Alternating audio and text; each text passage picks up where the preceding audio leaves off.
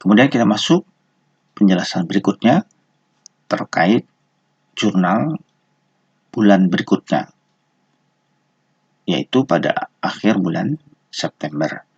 Di sini nasabah melaporkan kembali terkait pendapatan yang diperoleh sebesar 14 juta, hak bank adalah 5.600.000.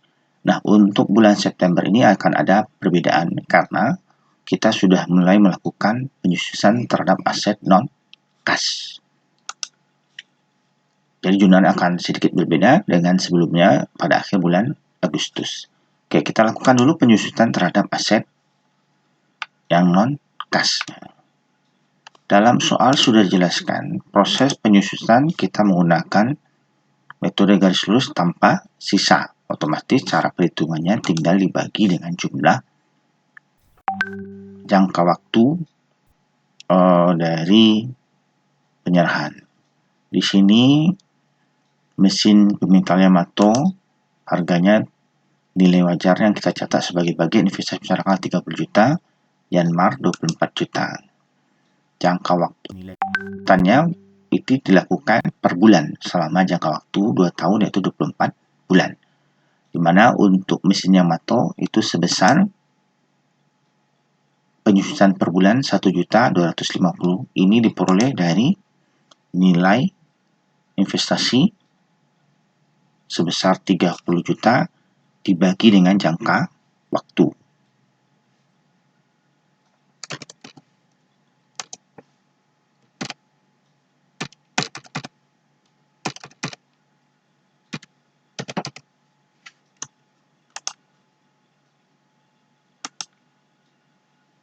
Oke ya, mesin pemintal Yamato nilai penyusunan per bulan 1.250.000 itu diperoleh dari 30 juta dibagi dengan 24 bulan.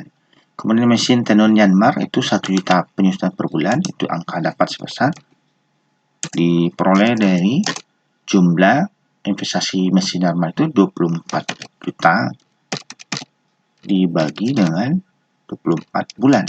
Jangka waktu kan 2 tahun ya. Berarti per bulannya 1 juta.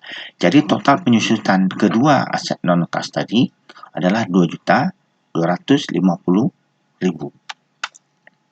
Maka saat kita catat, maka tanggal 30 September 2008 sudah mulai kita akui adanya penyusunan aset non-kas dengan jurnalnya debit biaya penyusunan modal non-kas sebesar 2.250.000. Kreditnya akumulasi penyusunan modal non-kas sebesar 2.250.000. Baru kita catat pelaporan yang disampaikan nasabah sebesar 5.600.000. Karena sifatnya pelaporan porsi bagi hasil bank, maka kita akui sebagai piutang pendapatan bagi hasil musyarakah pada pendapatan bagi hasil musyarakah ditangguhkan atau akurat 5.600.000 karena belum bayar. Oke,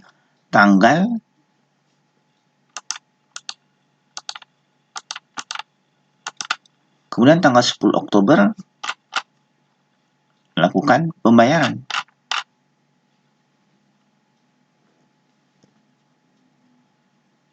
Kas masuk atau rekening Bapak Amirullah berkurang sebesar 5.600.000. Itu digunakan untuk membayar piutang atau transaksi piutang pendapatan bagi hasil yang sudah dicatat sebelum oleh bank tanggal 30 September.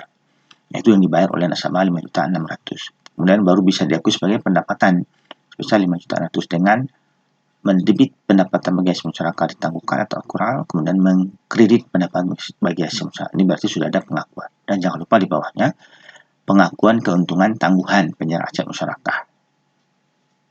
Ada keuntungan penyerahan aset masyarakat sebesar 250.000. Oke, nah ini jurnal ini akan sama.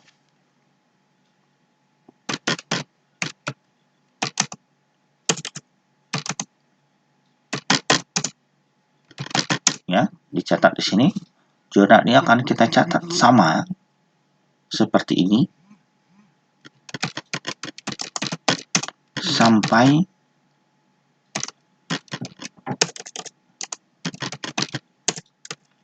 berakhir akad jika tidak ada masalah. Oke ya, berarti jurnalnya akan dilakukan sampai berakhirnya akad seperti ini. Akhir bulan ada penyusutan, ada bank akui penyusutan aset non kas, kemudian bank catat laporannya. Kemudian 10 Oktober, tanggal 10-nya bank terima pembayaran kas masuk atau rekening berkurang, piutangnya berkurang, akui pendapatan, dan kemudian akui keuntungan tanggungan. Begini berlangsung selama akad sampai berakhirnya akad, kalau catatan kalau tidak ada masalah.